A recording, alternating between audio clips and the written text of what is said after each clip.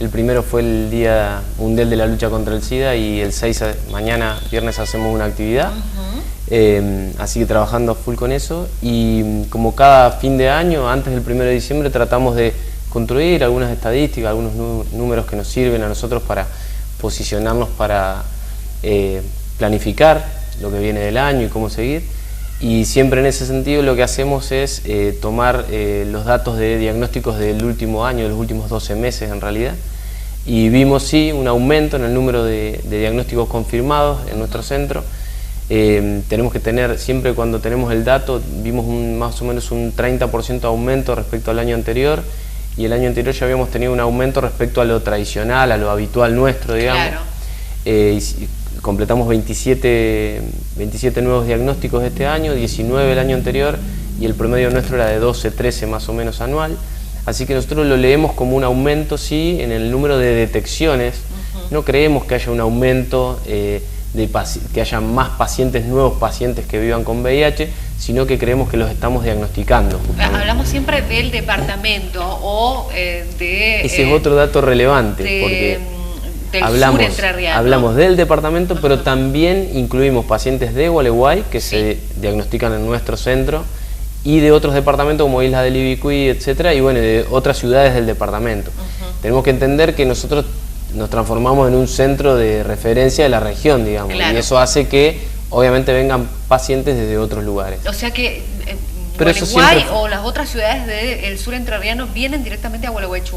Sí, Gualeguay tiene un equipo de atención que es un poco esporádico porque se movilizan de Paraná a atender pacientes. Entonces nosotros somos como una rueda de auxilio, te diría que un poco más que una rueda de auxilio para Gualeguay, donde vemos un número de pacientes de manera estable, y por ahí pacientes que vienen con enfermedad avanzada, que no han evolucionado bien y terminan internados en nuestro hospital. Bueno, han contribuido a nuestra estadística también esos pacientes. Por lo tanto, no estamos hablando solo de Gualeguaychú. Siempre estamos hablando de personas adultas. En general adultos, sí. Por suerte, hace unos años que no tenemos diagnósticos en niños en Gualeguaychú.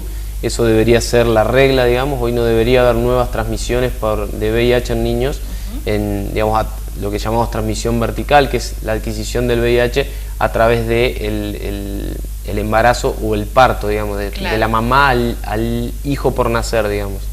Así que eso está toda la estrategia montada como para que no suceda, pero bueno, ocasionalmente podría llegar a pasar. Sí, el título de la semana pasada era un poco preocupante cuando se lo marcaba Gualeguay por ahí como una de las ciudades que preocupa el número de apariciones, pero ya estamos diciendo con casos muy complicados. Claro. Ahora, ¿por qué se llega? ¿Fallan las campañas?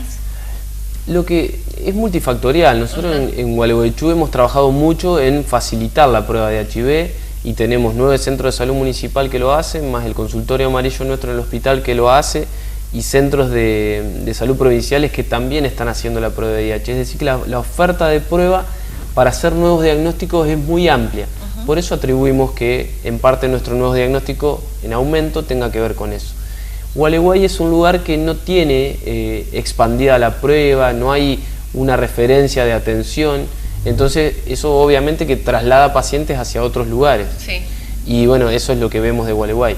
Y también vemos que contribuyó Gualeguay a los diagnósticos avanzados y las internaciones por infecciones graves oportunistas que hemos tenido en el último año.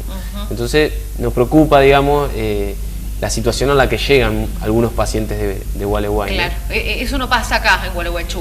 Nos pasa, pero mucho menos en proporción, porque la mayoría de los diagnósticos que tenemos en Gualeguaychú son más tempranos, y de los que llegan avanzados a internación tenemos un alto porcentaje de pacientes de Gualeguay. ¿Qué promedio también de edad? Nos pasa.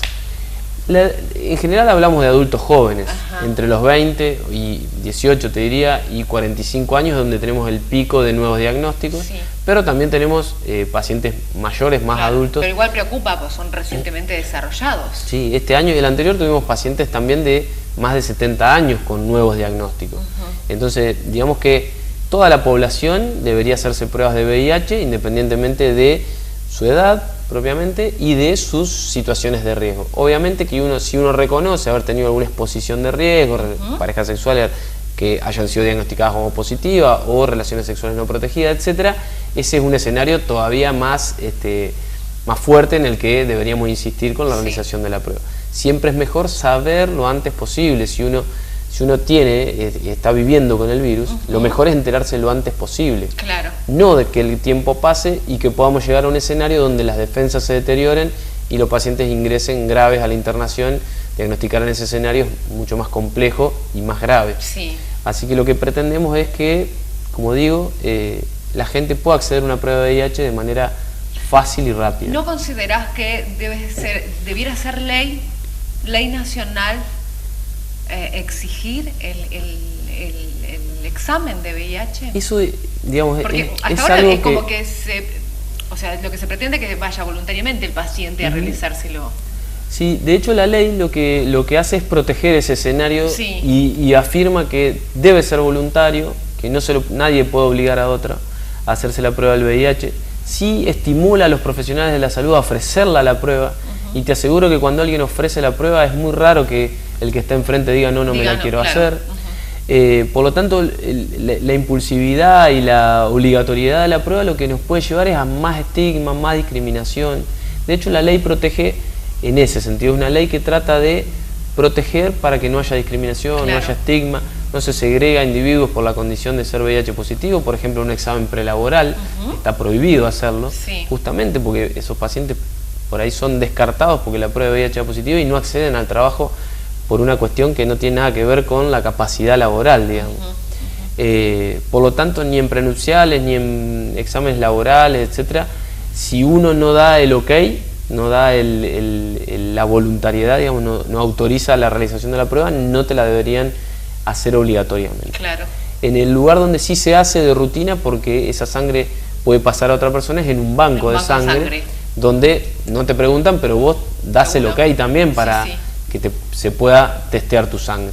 Y desde ahí debería avisarse al individuo que le da la prueba positiva. ¿Cuáles son los primeros síntomas que tenemos que tener en cuenta? Digo, si no te has hecho un test de VIH. Nosotros no deberíamos esperar a tener ningún síntoma. Por lo que decíamos antes, como lo que queremos es diagnosticar individuos sanos, personas que estén sanas pero que puedan estar infectados por el virus, la indicación es hacerse la prueba en cualquier escenario. Obviamente que si estoy en un escenario de adelgazamiento inexplicado, mal estado general, o me estoy enfermando muy seguido, neumonía en pacientes jóvenes, etcétera, está bien que se haga la prueba, sin dudas en ese escenario. Pero no hay que esperar nada de eso para uno hacerse una prueba de VIH. Es importante poder incluirla en la rutina general. Cuando uno va a hacerse un examen de salud general, pedirle al médico, o el médico debería ofrecerla, como decimos.